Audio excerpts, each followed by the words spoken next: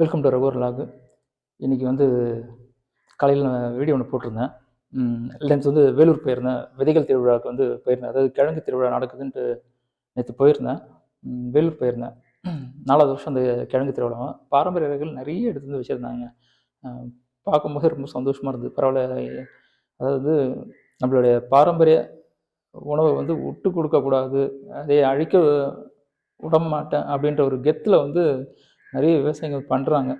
அது வந்து பெரிய விஷயம். பட் வேலைகளும் ஜாஸ்தி. பரவாயில்ல, அதை பண்ணுறாங்க. அந்த இதுக்கு போயிட்டு வந்தேன்.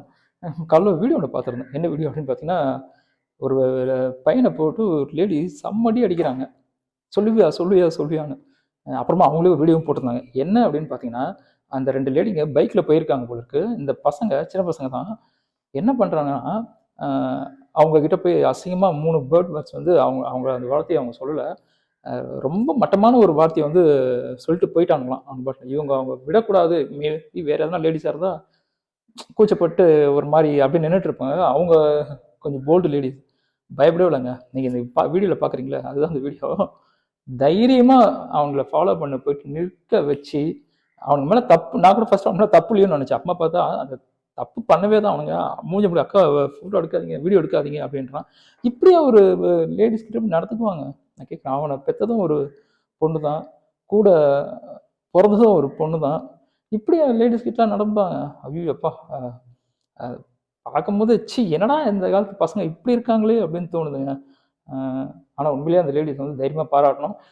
ஏன் அந்த வீடியோ அப்லோட் பண்ணணும் அவங்கள அந்த இதுக்கான ரீசனும் அவங்க சொல்லியிருந்தாங்க. இதுக்கு காரணம் எனக்கு தெரிஞ்சு பெற்றவங்க தாங்க நான் சொல்லுவேன். பெற்றவங்க ஒழுங்காக அவங்க வளர்த்தாங்கன்னா கண்டிப்பாக பசங்க வந்து தப்பான வழிக்கு போக மாட்டாங்க. கேர்லெஸ்ஸாக இருந்துடுறாங்க. அதோட பின்விளைவுகள் வந்து இப்படி ரொம்ப மோசமாக இருக்குது. பெற்றவங்க தான் வந்து எனக்கு தெரிஞ்ச முழுக்க காரணம். அந்த லேடிஸ் அவங்களே வந்து பாராட்டலாம். ஏன்னா எனக்கு தெரிஞ்சு நிறைய லேடிஸ் இந்த மாதிரி விஷயம் நடந்திருக்கு என்கிட்ட சொல்லியிருக்காங்க. பட் அவங்களால எதுவும் பண்ண முடியாது. இது பரவாயில்ல, அவன் பேசியிருக்கான். எவ்வளோ பேர் தெரியுமா ஒரு லேடிஸ் நடந்து போகும்போது எவ்வளோ பேர் தெரியுமா அவங்கள அப்யூஸ் பண்ணுறாங்க.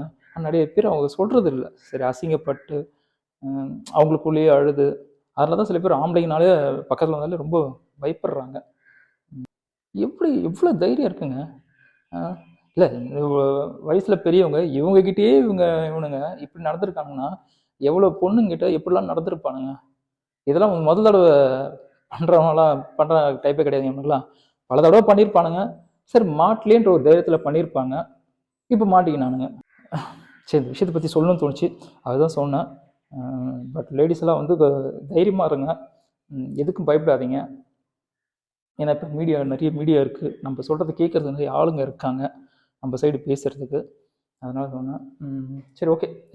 மார்னிங் நான் வீடியோ போடல இன்றைக்கி. அந்த வீடியோ போட்டதுனால எங்கள் வீட்டில் சாப்பிட்டு தான் போகிறேன் நான் கீழே. எனக்கு சாம்பார் காலையில் நான் கேட்டேன், சாம்பார் வைக்கிறேன் அப்படின்னாங்க. எனக்கு சாம்பார் எங்கள் வீட்டு சாம்பார் நான் எங்கள் ஊர் சாம்பார்னு நான் சாப்பிட்ருவேன். ஏன்னா அது நிறைய காய்கறி நிறைய இருக்கும், குழகுன்னு இருக்கும், நல்லா திக்காக இருக்கும். அதை குழகுன்னு திக்காக இருக்கும், சாப்பிட்ருவேன். எங்கள் வீட்டு சாம்பார் இது சென்னை சாம்பார் ரொம்ப வெறும் தண்ணியாக இருக்குது. அதனால் எனக்கு இஞ்சி குழம்பு வச்சுருக்கேன் அப்படின்னாங்க. இப்போ அந்த இஞ்சி குழம்பு நான் காட்டுறேன். அதை 1 மாதம் வரைக்கும் வச்சு தின்னலாங்க. நான் இப்போ போய் அதை காட்டுறேன் பாருங்கள். இப்போ நான் சொல்லியிருந்தேன்ல அந்த இஞ்சி குழம்பு, இதுதான் அந்த இஞ்சி குழம்பு. 1 மாதம் வச்சு சாப்பிட்லாங்க. அதை நிறைய சாப்பிடக்கூடாது, வயிறு வலி வரும் அப்படின்ட்டாங்க. சும்மா 1 ஸ்பூன் போட்டால் போதும். ஒரு வேளை நல்லா ஃபுல் கட்டலாங்க.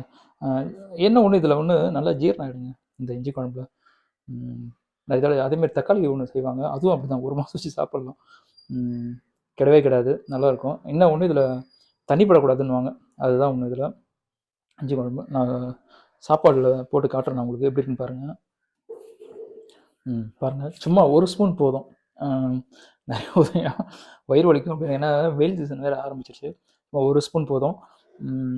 நல்லா பிசைஞ்சு சாப்பிட்லாம். வாரத்துக்கு டெய்லி எடுத்தால் கூட லிமிட்டாக எடுத்துக்கணுங்க, ஹீட்டு. ஆனால் இன்னொன்று, ஜீரணம் ஆகிடும். இது சாப்பிடும்போது என்ன ஒரு விஷயம் தெரியுங்களா, சாப்பாடு இறங்கிட்டே இருக்குங்க. வயிறு வந்து நான் சாப்பிட்ருக்கேன் 2-3 தடவை, சாப்பாடு இறங்கிட்டே இருக்கும். சரி, ஓகே. அதை இந்த இஞ்சி குழம்பு பற்றி சொல்லணும்னு நினச்சேன், அதுதான்.